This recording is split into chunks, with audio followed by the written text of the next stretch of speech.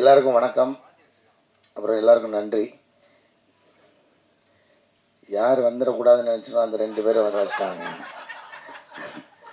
இவனுக்குலாம் தெரியாமல் தான் அந்த நிகழ்ச்சி நடக்கணும்னு நினச்சேன். அபிஷேக் வேறு எனக்கு சர்ப்ரைஸு.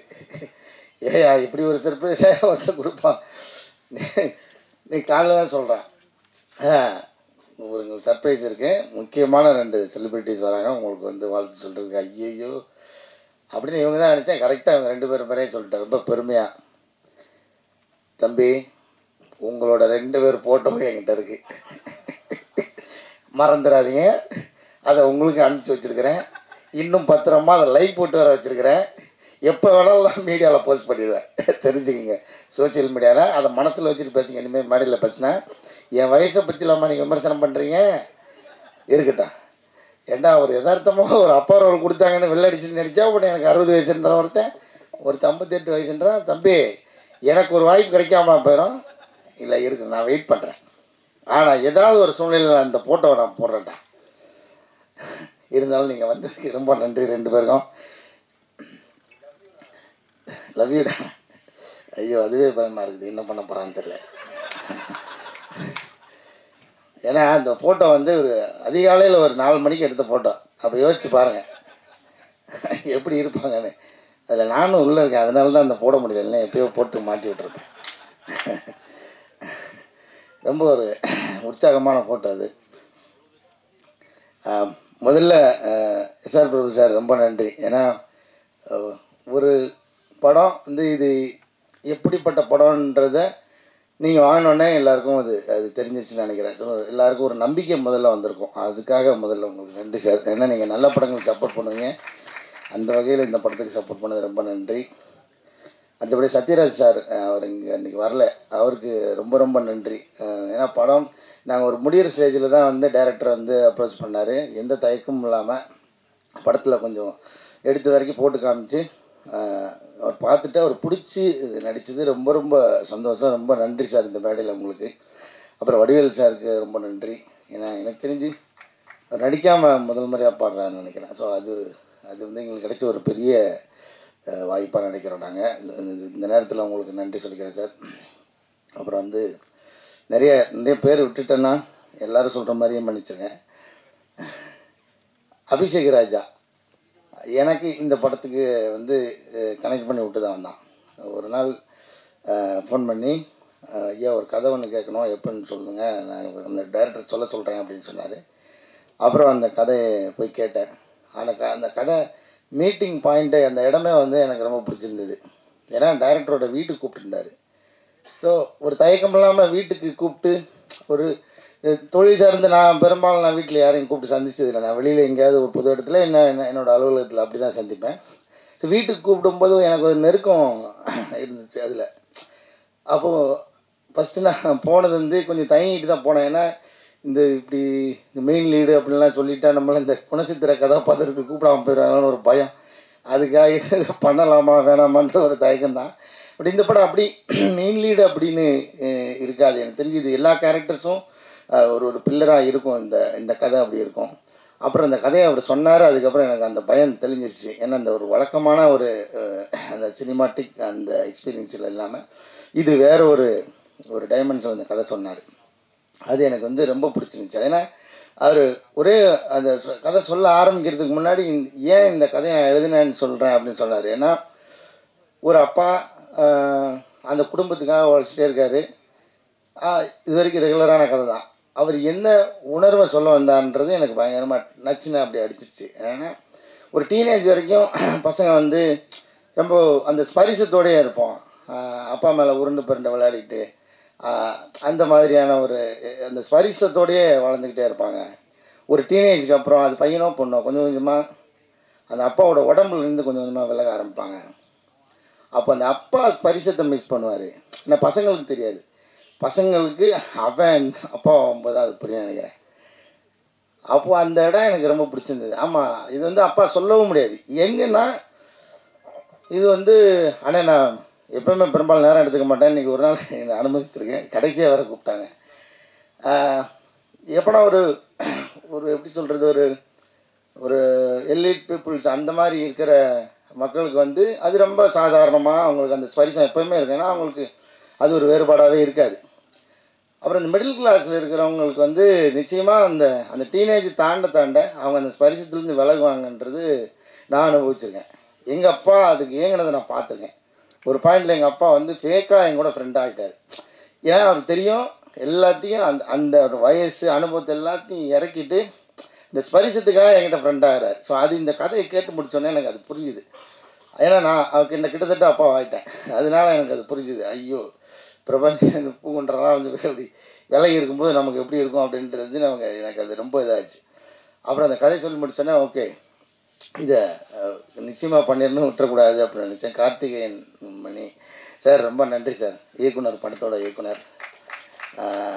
அப்புறம் வந்து இந்த படத்தை பற்றி நான் நிறையா பேச விரும்பல. எனக்கு நான் அந்த படத்தை திரும்ப எவ்வளோ உள்ள ஊடுருவி பார்க்கும்போது எனக்கு ஒன்று மட்டும்தான், அந்த ஒரு வாசனை மட்டும் அடிச்சுட்டே இருக்குது. அது வேற ஒன்றும் இல்லை, எங்கள் அப்பாவோட சட்டையோட வாசனை அடிச்சுட்டே இருக்குது.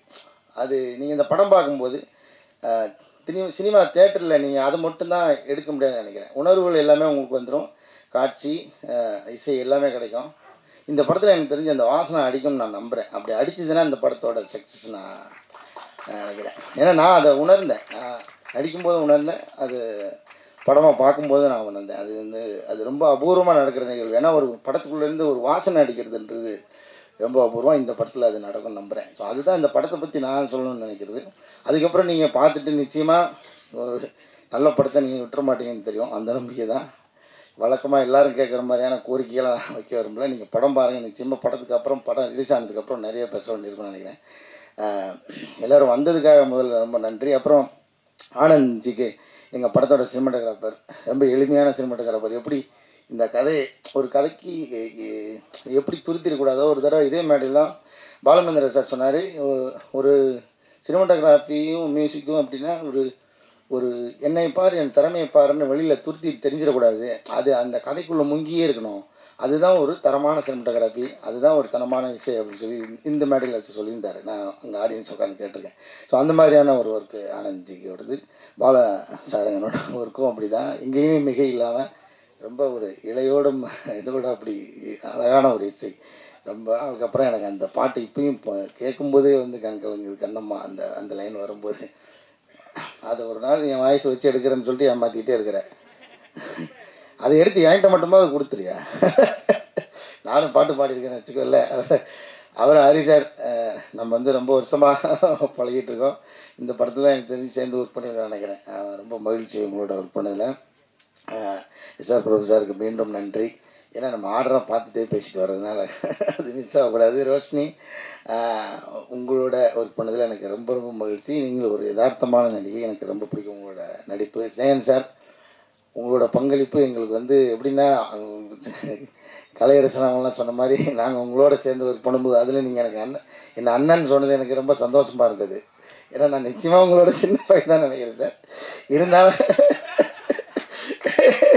இருந்தாலும் நீங்கள் உங்களோட இந்த படத்தில் நீங்கள் எங்களோட இருக்கிறது எங்களுக்கு ரொம்ப பெருமையாக நினைக்கிறேன் சார். ரொம்ப தேங்க்ஸ். ஷெல்லி, நான் வந்து உங்களுக்கு வந்து இப்போ தான் ஷெல்லின்னு கூப்பிட்றதுக்கு எனக்கு தைரியம் வந்திருக்கு. எனக்கு கூட நடிக்கும் போதெல்லாம் கொஞ்சம், ஏன்னா படத்துக்குள்ளே வேறு எந்த வகையான முத்த காட்சிகள், நெருக்கமான காட்சிகள் எதுவுமே இல்லை. ஸோ அப்படின்னும்போது நம்ம நெருங்கி பழகிறதுக்கும் வாய்ப்பு இல்லை, ஒரு டிஸ்டன்ஸ்லேயே தான் இருக்கிறோம். ஐயோ, நான் கொஞ்சம் அண்ணாந்து பார்த்து பேசிட்டேன் சார்.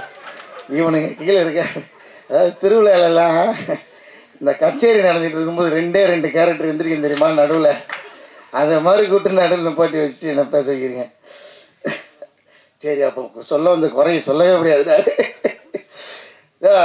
அப்படி இருந்து கொஞ்சம் டிஸ்டன்ஸாகவே இருக்கிற மாதிரியான எழுதிட்டார் டைரக்டர் சார். அதனால் அப்போ நான் வந்து மேடம்னே சொல்லிகிட்டே இருந்தேன். அப்புறம் வந்து ஒரு நாள் அவன் வந்து என்னை திட்டி, நீ மேடம் சொன்னா நான் உன்னை சாருன்னு தான் சொல்லுவேன், எப்படி நான் காலின்னு கூப்பிடுனா நீ என்னை செல்லின்னு கூப்பிடு, அவ்வளோதான். நீ என்னை செல்லியாக நினச்சா செல்லின்னு கூப்பிடு, யாரோ ஒரு மேடம் நினச்சா மேடம் கூப்பிட்னாங்க, சரி அன்னிலேருந்து நான் செல்லின்னு கூப்பிட்றேன். ரொம்ப மகிழ்ச்சி உங்களோட ஒர்க் பண்ணதில். ஆரம்பத்தில் எனக்கு கொஞ்சம் பயமாகவே இருக்கும், ஏன்னா நம்ம எப்படி இந்த வெள்ளையாக இருக்கிறவன் போய் சொல்ல மாட்டான்ற மாதிரி. நான் வேறு எந்த இதை பற்றி பேச வரல, இருந்தாலும் சொல்லிடுறேன். மலையாள நடிகர்கள்னால் கொஞ்சம் அவங்க பயங்கரமாக நடிப்பாங்க அப்படின்னு ஒன்று இருக்குல்ல, அப்படின்னு தான் நம்ம நிறையா பழகியிருக்கோம். அந்த படம் சுமாராக இருந்தால் கூட மலையாள படம் தான் அது சூப்பராக இருக்கும்னு நினச்சிக்கிட்டே போய் பார்க்குறது ஒன்று இருக்குல்ல, அதுக்குன்னு ஒரு ரிவ்யூ ஒன்று இருக்குது. ஸோ மலையாளத்துலேருந்து எப்படி பிடிக்கிறாங்க, மலையாளத்தில் என்ன மாதிரி கண்டென்ட் நிச்சயமாக எல்லா ஊர்லேயும் இருக்குது. அதில் நிறைய ஓடுற படம் நல்ல கண்டென்ட் படம் தான் நம்ம கண்ணுக்கு தெரியுது. அங்கேயும் சில சுமாரான படங்கள்லாம் நான் பார்த்துருக்கேன். அந்த அந்த ஒரு சின்ன பயத்துலேயும் தான் நான் அவங்களை அணுகினேன். ஏன்னா மலையாள நடிகர்லாம் பயங்கரமாக பர்ஃபார்ம் பண்ணுவாங்க. ஆனால் அவங்க ஆப்வியஸாக பயங்கரமாக பண்ணாங்க தான், இல்லைன்னு சொல்ல. எனக்கு என்னென்னா அந்த சவால்லேருந்து அடிக்கி விழுந்துடக்கூடாது, அது எப்படியாவது எதிர்கொண்டு அவங்களோட சேர்ந்து பயணிச்சணுன்ற அந்த ஒரு டாஸ்க் இருந்தது. அது இருந்தது ரொம்ப நல்லதாக இருந்துச்சு. இன்னும் யதார்த்தமாக நம்ம அதை பண்ண முடிஞ்சிச்சு. ரொம்ப நன்றி உங்களுக்கு. விஸ்வா, ரொம்ப தேங்க்யூடா. உன்னோட ஒர்க் பண்ணது எனக்கு ரொம்ப மகிழ்ச்சி. ஐயா எடிட்டர் ஐயா பேச மாட்டார், அவருக்கு கை மட்டும் தான் வேலை செஞ்சுட்டே இருக்கோம். அவர் சொன்ன மாதிரி அந்த ஃபர்னிச்சராகவே ஆகிட்டார் இந்த ஆஃபீஸில். நீங்கள் எப்பயும் போகலாம், ஒரு ஓரமாக ஒட்டிக்கிட்டே இருப்பார். அவருக்கு மகிழ்ச்சி. கீதா மேடம் ரொம்ப நன்றி மேடம் உங்களோட ஒர்க் பண்ணது. சாம்சனா, உங்கள் டைமிங்லாம் பயங்கரமாக இருக்கும். இந்த படத்தில் உங்களை அந்த மாதிரி ஸ்டைலில் பண்ண விடாமல் ஆனால் அவர் ரொம்ப யதார்த்தமான ஒரு ரோல் பண்ண வச்சுருந்தாங்க. அது எனக்கும் உங்களோட ஒர்க் பண்ணது ரொம்ப மகிழ்ச்சி. அபிஷேக் ராஜா போயா, இதில் வேறு ஒரு பதவி அவனுக்குது, கிரியேட்டிவ் ப்ரொடியூசர். ஆனால் அதையும் மீறி வேலை பார்த்துக்கிறேன். உன்னோட உழைப்புக்காக இந்த படம் உனக்கு பெரிய பேர் வாங்கி தரும். எங்கள் டீம் பற்றி நான் பெருமையாக பேசுகிறதுக்கு ஒன்றும் இல்லை. இருந்தாலும் மறுபடியும் எல்லாருக்கும் நன்றி. வந்தவங்களுக்கெல்லாம் திரும்பவும் உங்களோட நன்றி சொல்லிக்கிறேன். Thank you so much.